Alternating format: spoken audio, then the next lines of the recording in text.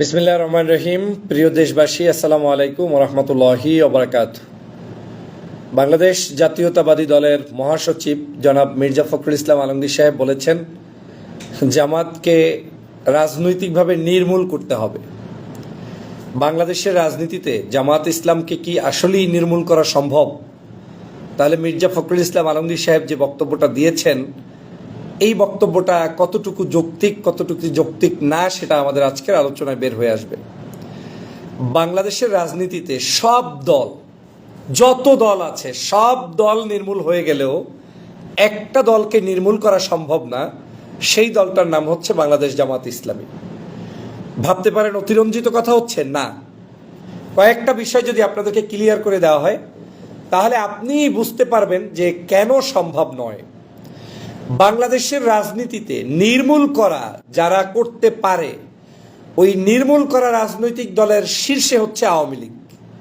আওয়ামী লীগ চাইলে আপনাকে গুম করবে, খুন করবে, আয়না ঘরে নিবে, নির্মূল করবে। এইটার তালিকায় যদি যোগ্যতা সম্পন্ন দল থাকে, এই নির্মূলের তালিকায় যোগ্যতা হলো আওয়ামী লীগের। সেই আওয়ামী লীগ গত 16 বছর পর্যন্ত এমন কোনো কাজ নাই যেটা করে নাই জামাতকে বন্ধ করার জন্য, জামাতের কার্যক্রম নিষিদ্ধের জন্য, জামাতকে নিস্তব্ধ করে দেওয়ার জন্য, বাংলাদেশের মাটি থেকে শেষ করে দেওয়ার জন্য।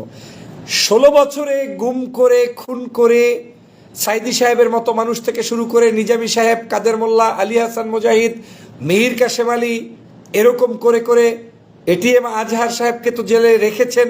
এরকম তাদের সকল মানুষকে, গোলাম আজম সাহেব সহ প্রায় 11 জন মানুষকে হত্যার পরেও, ব্যারিস্টার আরমানকে, তারপরে আমান আল আজমিকে বন্দি করে আয়নাঘরে রাখার পরেও জামাতকে নিষিদ্ধ বাংলাদেশ থেকে নির্মূল করতে আওয়ামী লীগ পারে নাই।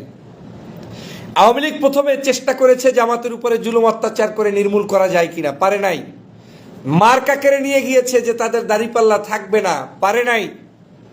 তারপরে সর্বশেষ 1 আগস্ট বাংলাদেশের একমাত্র রাজনৈতিক দল যাকে আওয়ামী লীগ নিষিদ্ধ করলো চূড়ান্তভাবে, শিবিরকে এবং জামাতকে, তারপরেও জামাত ইসলাম বাংলাদেশে নিষিদ্ধ হয় নাই, বাংলাদেশে নির্মূল করা সম্ভব হয় নাই। তাহলে মির্জা ফখরুল ইসলাম আলমগীর সাহেব, যারা একটা ট্রাক সরাতে পারি না, আমিও তখন তো ওই দলই করেছি, সেজন্য আমাকেও নিয়ে বললাম যে বিএনপি করার কারণে যারা গুলশান থেকে একটা বালুর ট্রাকে সরাইতে পারি নাই, তারা কি করে জামাত ইসলামকে নির্মূল করবেন? সম্ভব নয়, কোনোদিন সম্ভব নয়। বরং কৃতজ্ঞতা জানিয়ে বক্তব্য দেওয়া উচিত ছিল বাংলাদেশের জাতীয় সংসদে, যে বাংলাদেশ জামাত ইসলামকে ধন্যবাদ জানাই এ কারণে যে বিএনপি যতবার রাষ্ট্র ক্ষমতায় এসেছে, প্রত্যেকবারই জামাত কোনো না কোনো উপায়ে বিএনপিকে সহযোগিতা করে রাষ্ট্র ক্ষমতায় আনতে সিঁড়ি হিসাবে ভূমিকা পালন করেছে। এখন বলবেন বাড়াবাড়ি? না। 2001 সাল থেকে শুরু করে পিছনের দিনগুলোতে যতবার বিএনপি ক্ষমতায় এসেছে, প্রত্যেকটা বার জামাতের সাথে কোয়ালিশন করে কিংবা তাদের সাথে মিউচুয়াল আন্ডারস্ট্যান্ডিং করে ক্ষমতায় আসতে হয়েছে। জামাতের সাথে শত্রুতা হয়েছে, ক্ষমতা হারাতে হয়েছে। এইবারও জামাত ইসলামের কারণেই আপনি ক্ষমতায়। কেন?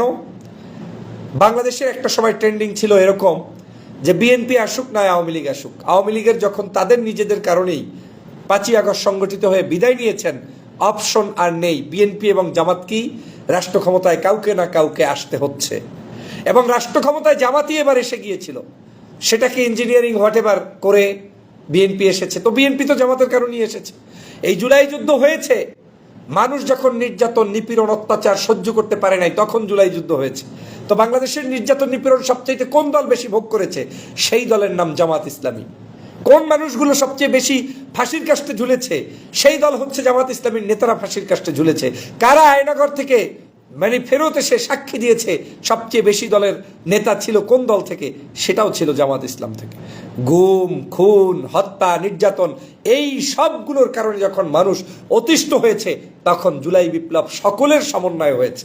এটা শুধু জামাত বলবো তা নয়, বিএনপি বলেন, জামাত বলেন, জুলাই যোদ্ধা বলেন, সেনাবাহিনীর একটি অংশ বলেন, বাংলাদেশের দেশপ্রেমিক বিভিন্ন বাহিনী কিংবা কর্মকর্তার বিভিন্ন সোর্সের নায়ক, শিল্পী, গায়িকা, সাহিত্যিক, সাংবাদিক, আলেম ওলামা সবাই মিলেই আপনারা এই জুলাই বিপ্লবে সফল হয়েছেন। কিন্তু এর মূল কলকাঠি নেড়েছে জামাত ইসলাম, মানতে হবে। আর না মানলে শেখ হাসিনার সাক্ষী নিলেই তো হয়। তিনিই তো বলে দিয়েছেন যে বাংলাদেশের এই আওয়ামী লীগের পতনের পিছনে মূল দায়ী হচ্ছে জামাত শিবির। তার মানে কি, জামাত শিবির যদি আজকে তাকে তাড়াতে না পারতেন, বিএনপির এই সংসদে বসে কলা খেতে পারতেন না, সংসদ অধিবেশনে বক্তব্য দিতে পারতেন না, সরকার গঠন করতে পারতেন না। তো শেখ হাসিনা প্রুফ করে দিয়েছে যে কে তাকে সরিয়েছে। আমার কোনো আক্রমণ হলে আমি তো বলবো কে আক্রমণ করেছে। তো সেই সেন্স থেকে বলছি, জামাত শিবির এই পথ প্রশস্ত করেছে, তাই আপনারা সংসদে বসেছেন।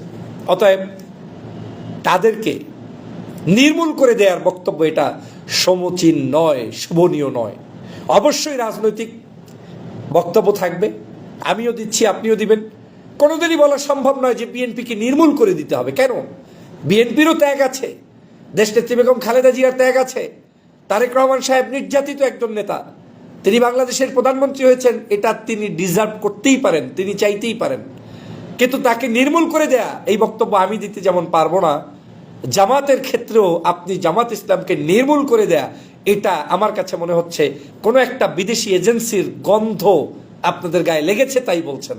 কারণ তারা শিখিয়ে দিচ্ছে যে নির্মূল করে দাও, নির্মূল করে শেখ হাসিনার স্টাইলে 15 বছর রাখা যায় কিনা, 10 বছর রাখা যায় কিনা, আরে বাপুরে 5 বছর থাকতে পারবেন কিনা তার লাইসেন্স নাই। আমার দেশের যে সামগ্রিক সমস্যা, এই সমস্যা সমাধান করে 5 বছর টিকে থাকার জন্য যে যোগ্যতা দরকার, সেটা আগে প্রুফ না করে এখনই নির্মূল করার জন্য নেমে গেলে তো হবে না, পারবেন তো না। ওজন্যই তো বলেছি যে শেখ হাসিনা যেটা পারে নাই, ওটা বিএনপি এসে করে দেখাতে পারবেন না, পারবেন না। কারণ নির্মূল করার ক্ষেত্রে ওস্তাদ কিন্তু শেখ হাসিনা সবচেয়ে বেশি, এই নিয়ন্ত্রণ করার ক্ষেত্রে ওস্তাদ সে আপনাদের চাইতে বেশি। যাকে তাকে যেখান থেকে ধরে নিয়ে মেরে ফেলার ইতিহাস তার চাইতে বেশি পারবেন না। অতএব সে কারণেই আমি কনফিডেন্ট নিয়ে বলছি, বিএনপির পক্ষে মুরাদ নেই জামাত ইসলামকে কোনো অবস্থায় বিন্দুমাত্র ক্ষতি করার। আর আপনি ক্ষতি করতে, নির্মূল করতে গেলে আপনি সমূলে ধ্বংস হয়ে যাবেন। যেটা শেখ হাসিনার ধ্বংস হতে 16 বছর লেগেছে, আপনার সেটা 16 বছর লাগতে পারে, 6 বছরও লাগতে পারে, 6 ঘন্টাও লাগতে পারে, 6 দিনও লাগতে পারে। অতএব নির্মূলের পথ পরিহার করে আসুন আমরা ঐক্যবদ্ধভাবে বাংলাদেশটা পরিচালনা করি। আমার বিবেকে ধরে না, মাঝে মাঝে বিরক্ত হই যে আজ কত সুন্দর জুলাই বিপ্লবের পরে একটা বাংলাদেশ, কেন সবাই মিলে একসাথে দেশটাকে গড়ে তোলা যায় না? একজন না একজনকে তো আপনার বিরোধী দল মানতে হবে, একজন না একজনকে তো আপনার সরকারি দল মানতে হবে। তো জামাত এখন বিরোধী দলে আছে, তারা যোগ্যতা শো করে যদি সরকারি দলে আসতে পারে মেনে নিন। নির্মূল করে দেওয়ার পায় তারা করে আপনি কাকে নিয়ে রাজনীতি করবেন? ওই পার্শ্ববর্তী দেশের দেয়া ফাঁদে যদি পড়ে যান, ওদের উদ্দেশ্য আপনাকে কিন্তু বলে নাই, হয়তো গোপনে প্রকাশ করে দিয়েছে যে তোমাদের সবচেয়ে বড় শত্রু জামাত শিবির না। বাংলাদেশের কোন রাজনৈতিক দলের সবচেয়ে বড় শত্রু জামাত শিবির না, বরং বাংলাদেশের দেশপ্রেমিক হিসাবে জামাত শিবির প্রত্যেকটি রাজনৈতিক দলের দেশপ্রেমিক নেতাদেরকে সাহায্য করবে, এটা আমি বিশ্বাস করি। চ্যালেঞ্জ দিয়ে বললাম, বিএনপির জন্য কোনোদিন যদি এরকম হয় যে 6 মাস, 6 বছর পরে, 5 বছর পরে, অথবা নিয়ম ভেঙে আগেও যদি সরকারের পতন হয়, নতুন নির্বাচন আসে, এই নির্বাচনে জামাত ক্ষমতায় আসে, বিএনপি বিরোধী দল হয়, বিএনপি জামাতের কাছে সেফটি থাকবে। কিন্তু আওয়ামী লীগ বিরোধী দলের আপনি তার আমলে থাকলে আপনাকে সেফটি রাখবে না, এটা বাস্তবতা। 16 বছরের কিল গতু কেনা খাওয়ার পরেও আপনাদের হয় নাই, এ কারণেই এখন বলছেন জামাতকে নির্মূল করতে হবে। আমি বারবার বলছি, জামাতকে নির্মূল করাই যারাই করতে গিয়েছে, ব্যক্তি পর্যায়ে হোক, রাজনীতিতে হোক, ব্যবসায়িক সামাজিক যে কোনো কাজে হোক, কোনো না কোনো কারণে নির্মূল তারাই হয়ে গিয়েছে। কারণ জনগণ এই জামাতের বিরুদ্ধে শুনতে শুনতে অতিষ্ঠ হয়ে গিয়েছে। জনগণ আর এখন আপনাদের এইসব কথা, নাটক, সিনেমা পছন্দ করে না। এর আকীদা সমস্যা, এর এই সমস্যা, ওর ওই সমস্যা, জামাত ইসলাম আসলে এটা হবে সেটা হবে, যুদ্ধ অপরাধী, এই নাটক শুনতে শুনতে এদেশের জনগণ ডিটারমাইন্ড হয়ে গিয়েছে যে না, ওই যারে এত খারাপ বলো ওইটাই আমাদের কাছে বেস্ট, ওকে নিয়েই পথ চলতে হবে, এবং তাই হচ্ছে। অতএব বাংলাদেশ জামাত ইসলাম রাজনীতি করবে, করেছে। বাংলাদেশের আমি একজন সোশ্যাল অ্যাক্টিভিস্ট, পলিটিশিয়ান হিসাবে, পলিটিশিয়ানের কর্মী হিসাবে আমি বিশ্বাস করি বাংলাদেশের সমগ্র রাজনৈতিক দলই রাজনীতি করবে। যারা মানুষকে খুন করে নাই, যারা মানুষকে গুম করে নাই, যারা মানুষের উপরে অত্যাচার করে নাই, তারা সবাই রাজনীতি করবে। সমস্যা কোথায়? জামাতের সামনে তারা মিছিল করবে, সমস্যা কোথায়? বিএনপির সামনে তারা মিছিল করবে, সমস্যা কোথায়? এই পেট পূজারি রাজনীতি বন্ধ করে আসুন, জুলাইয়ের চেতনায় আগামীর বাংলাদেশ গঠন করি। এবং সেই চেতনা বাস্তবায়ন করতে হলে গণভোট, এবং জুলাই সনদ অবশ্যই অক্ষরে অক্ষরে পালন করে জাতির প্রত্যাশা পূরণ করতে হবে। এবং আমি মনে করি মির্জা ফখরুল ইসলাম আলমগীর সাহেব একজন সজ্জন, বিচক্ষণ, সিনিয়র রাজনীতিবিদ। ওনার জ্ঞানের পরিধি, সম্মানের জায়গাটা অনেক উপরে আমাদের চাইতে। ব্যক্তিগতভাবে আমার কাছে উনি অনেক সম্মানের। আমি আশা করব আপনার আগামী দিনের বক্তব্যগুলো হবে জাতিকে ঐক্যবদ্ধ রাখার বক্তব্য। আপনার আগামী দিনের বক্তব্য হবে জাতিকে নতুন কিছু স্বপ্ন বাস্তবায়নের বক্তব্য। আমরা আসুন সোনার বাংলাদেশ বিনির্মাণে সরকার এবং বিরোধী দল সবাই মিলে একসাথে এগিয়ে যাই। একটা জিনিস মনে রাখবেন, বিরোধী দল কি? ইটস এ পার্ট অফ আপনার কি বলে সংবিধান। এই সংবিধানের মধ্যেই তো বিরোধী দলও থাকতে হবে। এখন বিএনপি সরকার হবে, বিএনপি বিরোধী দল হবে, কাকে নিয়ে আপনি দেশ চালাবেন? হবে না তো। অতএব মেনে নিতে হবে, যেটা লাগবে সেটা লাগবেই। অতএব নির্মূল করা এটা কোনো বক্তব্য হয় না। আর ইলেকশন ইঞ্জিনিয়ারিং হয়েছে এটা বলবে না, চুরি করলে এটা বলবে না, ডাকাতি করলে এটা বলবে না, মানুষের উপরে সন্ত্রাসী কার্যক্রম করলে এটা বলবে না। এটা বলার জন্যই তো বিরোধী দলের কাজ। বিরোধী দল তো আর সরকারি দল না যে বসে বসে আপনাদের মতো ডিম পারবে, আরামায়েশে 5 স্টার জীবনযাপন করবে।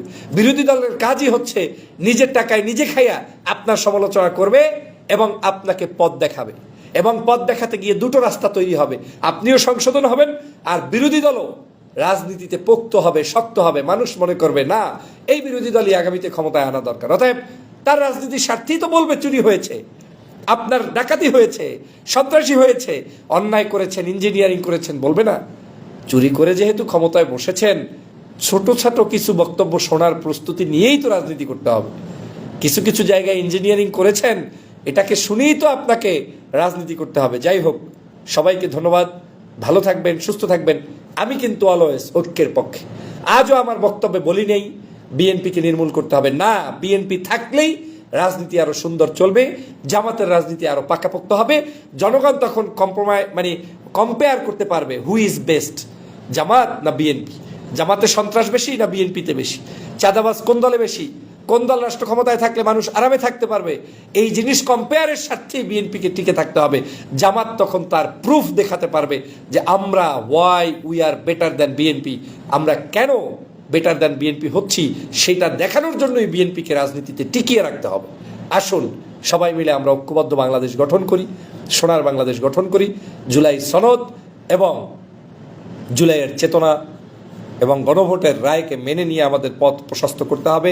বাংলাদেশের সকল পোশাকধারী প্রশাসনের প্রতিও তাদেরকেও আমাদেরকে সহমর্মিতা দেখিয়ে এগিয়ে নিয়ে যেতে হবে। আইন শৃঙ্খলা প্রশাসন সব জায়গায় আমাদেরকে কোঅপারেট করতে হবে, যাতে করে এই দেশে প্রতিদিন গ্যাঞ্জাম লেগে না থাকে, প্রতিদিন সন্ত্রাস নৈরাজ্য এগুলো না থাকে। আমরা প্রত্যেকটি বাহিনী সহ দেশপ্রেমিক নাগরিকরা ঐক্যবদ্ধ পথে এগিয়ে চলবো, সেই প্রত্যাশায় আজকের বক্তব্য শেষ করছি। আল্লাহ হাফেজ।